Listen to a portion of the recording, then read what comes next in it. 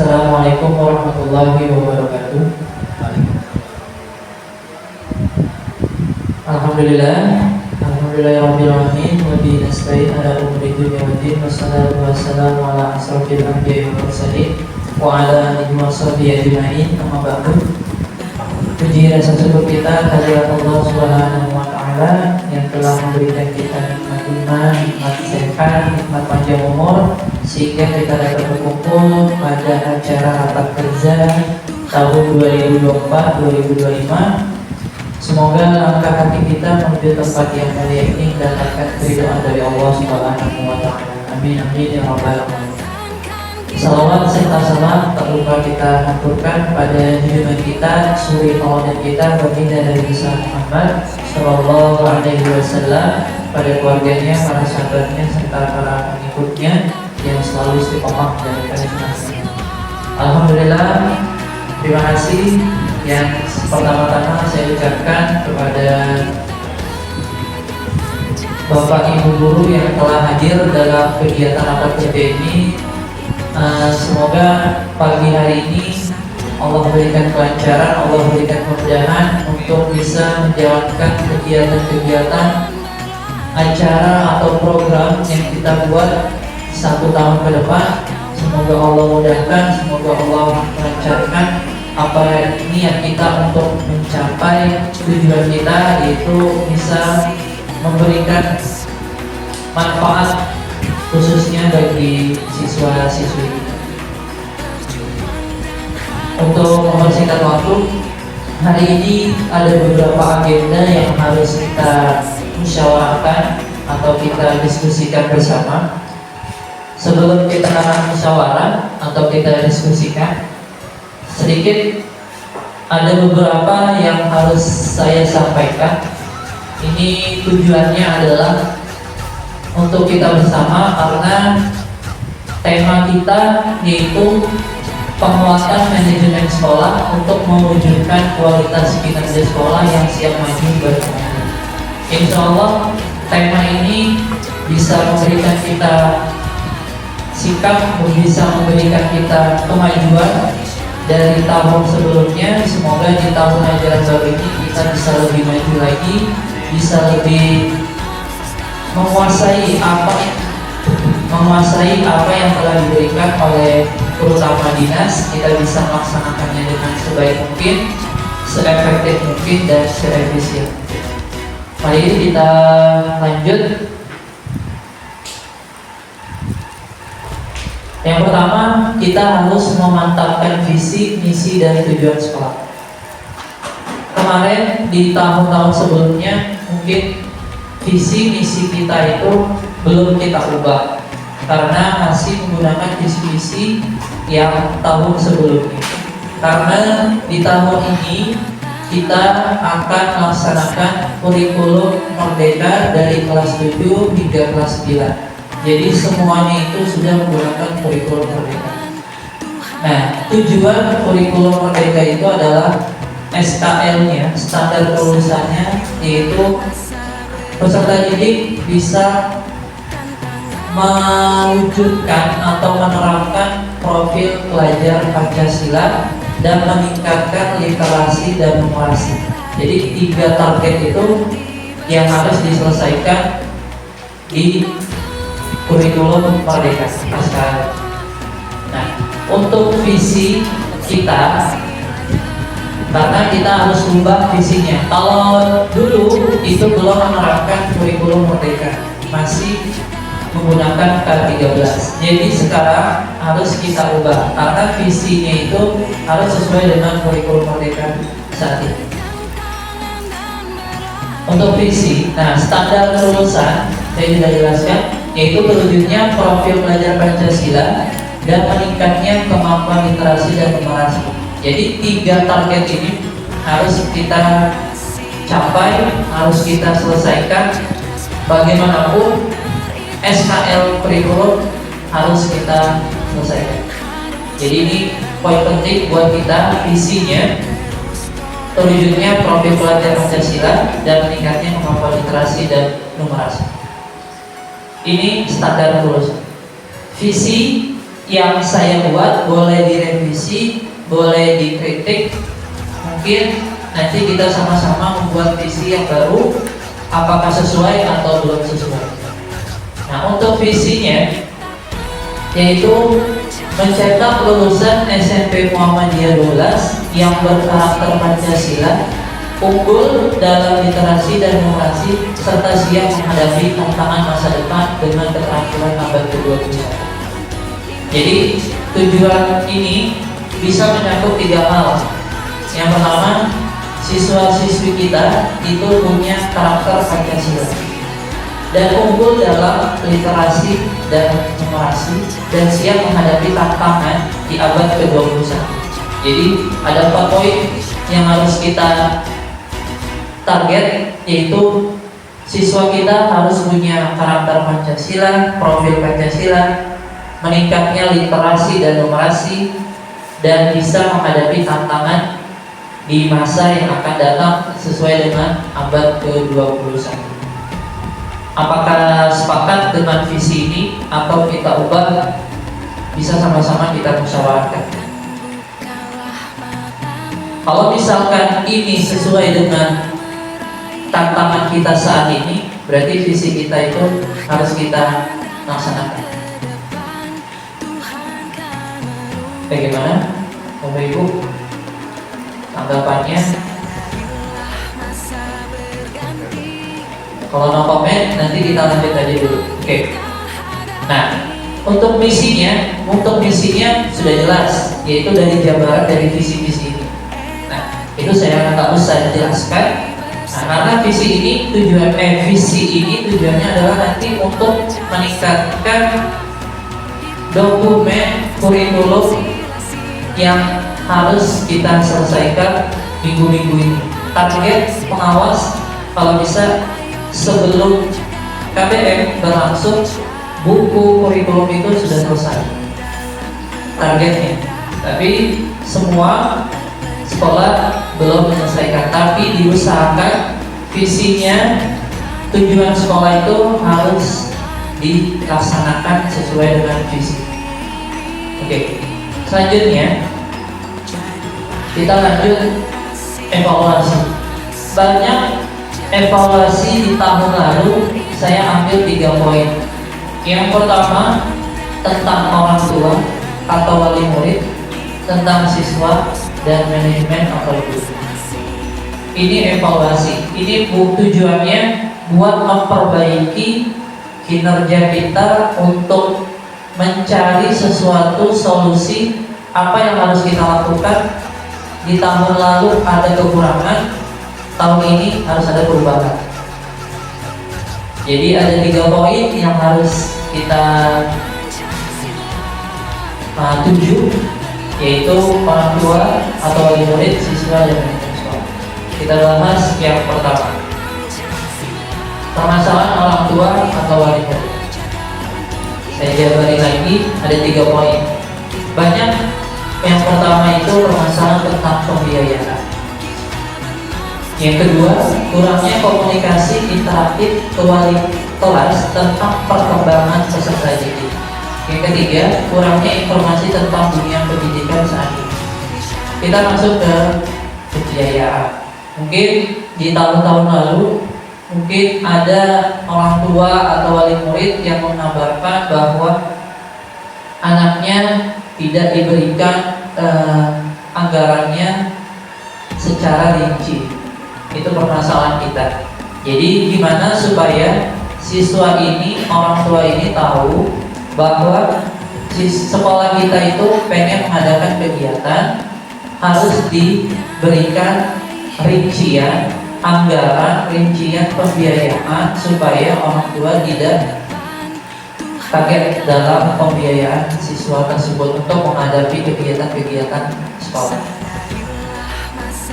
Yang kedua, kita kurangnya komunikasi interaktif ke wali kelas tentang perkembangan peserta didik. Kebanyakan di tahun lalu itu orang tua murid mengabarkan, Pak, anak saya itu dapat KJP atau tidak. Kebanyakan itu informasinya. Tapi jarang sekali wali kelas itu mendapatkan, Pak, misalkan Pak Tukiman, Pak, gimana Pak perkembangan anak saya? sudah meningkat atau belum, itu jarang atau nggak ada sama sekali. Itu permasalahan penting buat kita. Itu harus gimana supaya sekolah kita itu ada nilai jualnya, ada nilai jualnya. Komunikasi baik ke wali kelas, tapi jarang memberikan informasi tentang perkembangan anak. Ini permasalahan juga bagi kita. Yang ketiga, kurangnya informasi tentang dunia pendidikan saat ini. Ini khususnya orang tua.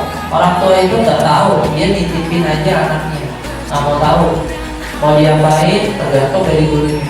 Ya nggak bisa kayak gitu. Orang tua juga harus belajar memberikan edukasi juga buat anaknya juga. Jangan semena-mena orang kita itu sebagai bengkelnya.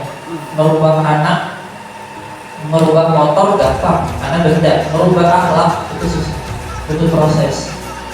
Dari anak berandalan dia jadi anak baik, nggak mungkin hari ini juga bisa. Itu butuh proses. Makanya kita kalau bisa sebagai pihak sekolah memberikan edukasi ke wali murid tentang pentingnya dunia pendidikan saat ini. Jangan tinggal begitu aja. Pak, saya titipin anak saya sih, bapak mau ngapain aja bebas. Ya, nggak bisa. Jadi untuk orang tua ada 3 masalah yang harus kita berikan solusinya. Bagaimana? Mungkin nanti kita diskusi. Yang permasalahan siswa ini dari tahun ke tahun pasti sama, yaitu tentang kurangnya adab atau etika, kehadiran kurangnya kedisiplinan, kurangnya adab atau etika.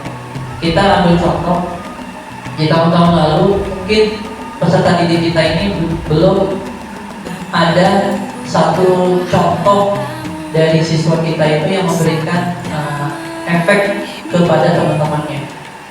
Tapi kebanyakan satu contoh yang buruk memberikan efek kepada teman-temannya. Nggak ada satu contoh yang baik memberikan kepada teman-teman. Coba kita tahun ini ubah bagaimana satu orang siswa ini memberikan efek positif ke teman-temannya, dari etikanya, dari akhlaknya, adabnya, sopan santunnya. Itu nilai jual kita. Karena di sekolah swasta itu, terutama di Muhammadiyah itu memberikan nilai penting di sikap akhlaknya. Jangan disamakan dengan sekolah negeri. Sekolah negeri agamanya hanya satu, tapi di swasta khususnya Muhammadiyah dipecah. Supaya apa? Supaya anak didik kita itu bisa menjadi orang-orang yang punya berakhlak karimah. Tujuannya seperti itu, Bapak.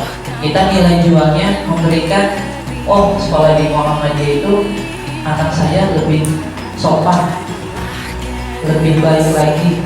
Tapi jarang ada orang tua masukan atau memberikan kabar ke kita, sekolah di Muhammadiyah loh lulusannya hafal juz 30, sikapnya lebih baik lagi daripada sebelumnya. Nah itu kita belum ada tuh cerita-cerita selentingan kayak gitu.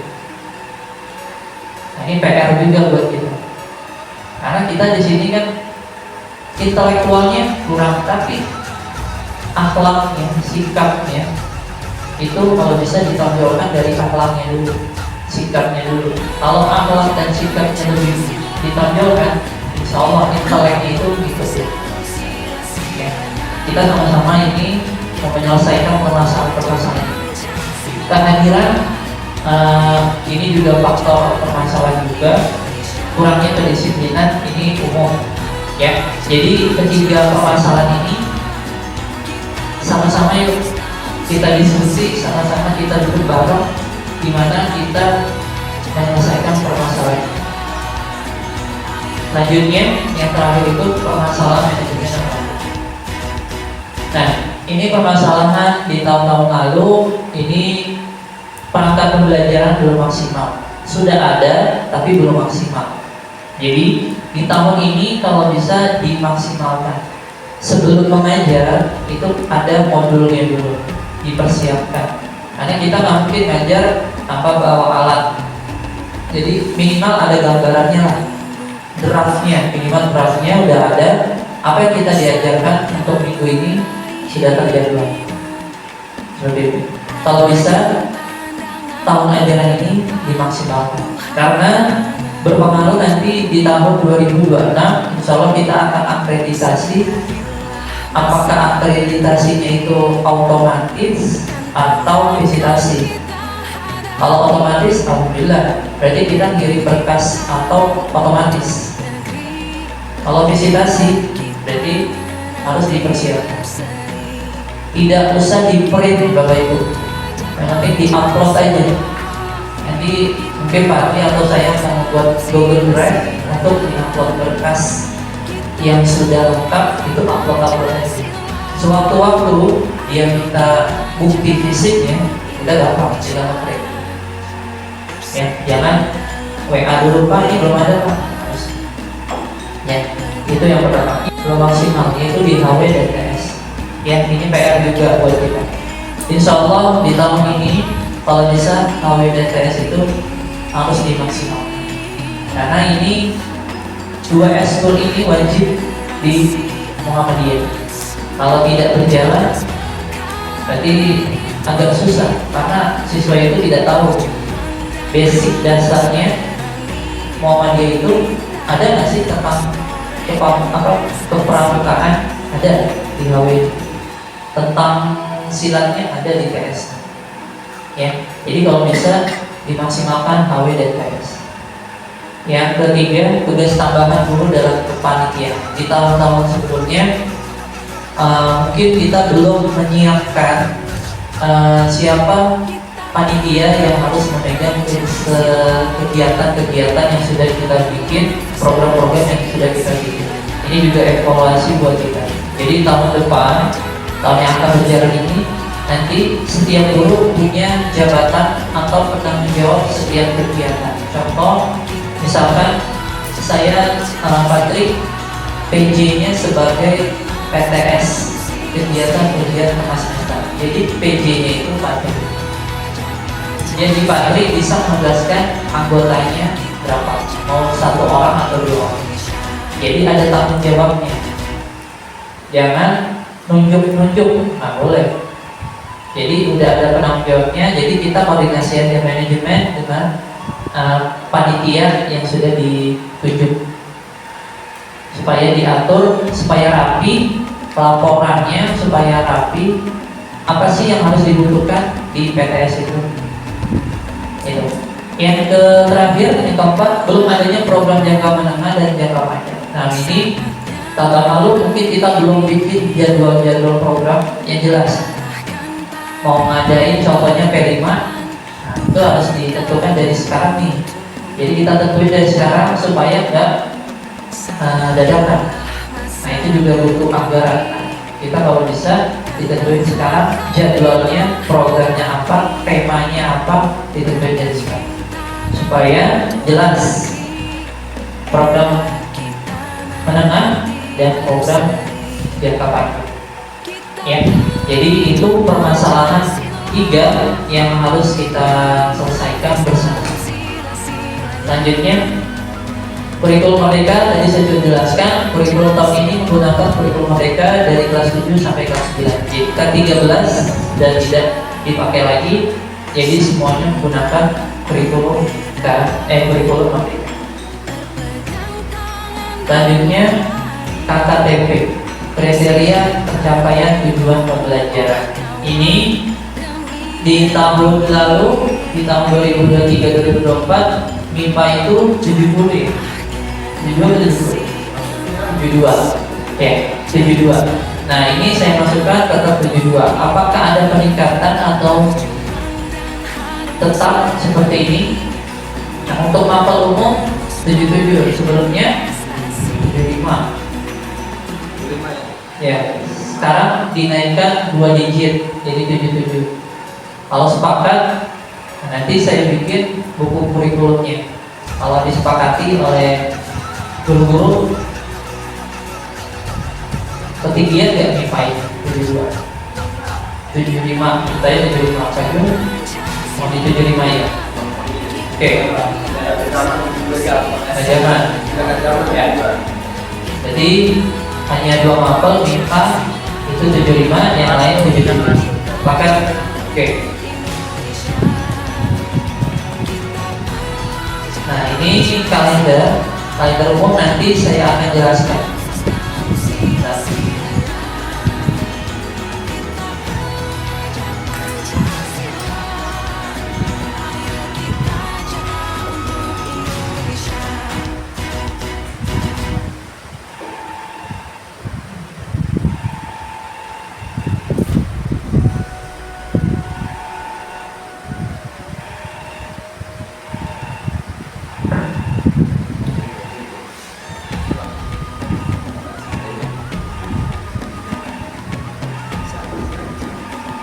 kelihatan nggak ya?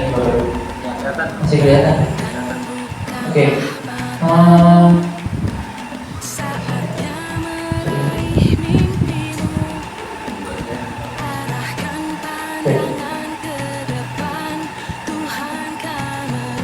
Ya.